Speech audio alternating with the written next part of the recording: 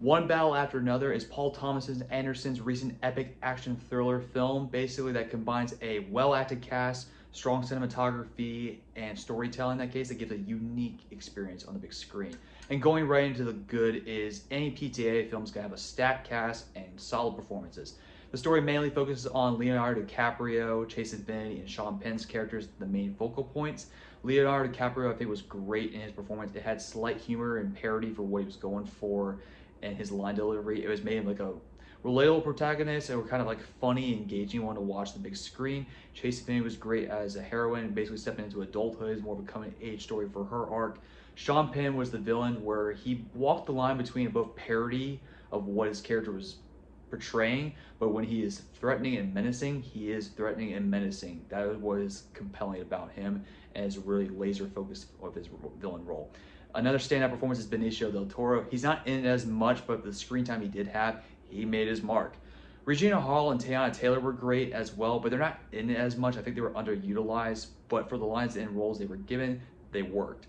The cinematography was equally as great in terms of that. The camera work, especially in the back two acts, had a more of a Western 1970s crime thriller that I think worked in its favor, and it really helped elevate the experience when you get into it as well. The side note is this film has been a subject to a lot of political persuasion in this case. The story itself was adapted from the 1990s in that case, but some action scenes and stuff you see play out will mirror current events. There's stuff that you be aware of. I leave it to you have your own opinion on that. It's gonna get a reaction out of you. Just make a side note for it. And going to the trade-off aspect of it is more of the pacing. The first act felt a little choppy and abrupt. It really took a while to get the whole story going for me.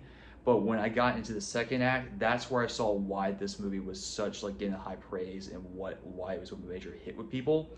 And basically from the second act on, it was basically a engaging thrill ride that kept you on the edge of the seat till the end of the ride. But overall, it's only the first act that kind of dragged it down for me a bit, and that was what drew it back. In addition to that, some of the humor and satire I didn't think it landed well or wasn't really as resolved well, mainly with Penn's character, what he's trying to do to join the secret club, in that case, this evil cabal. It basically, I know what PTA was trying to go for and making that satire as a point. There's some lines that didn't land well. That's more of a nitpick, but I think the main point that kind of dinged this down for me was the pacing a bit, mainly in the first act. But overall, it's an 8.5 to 9 out of 10 for me.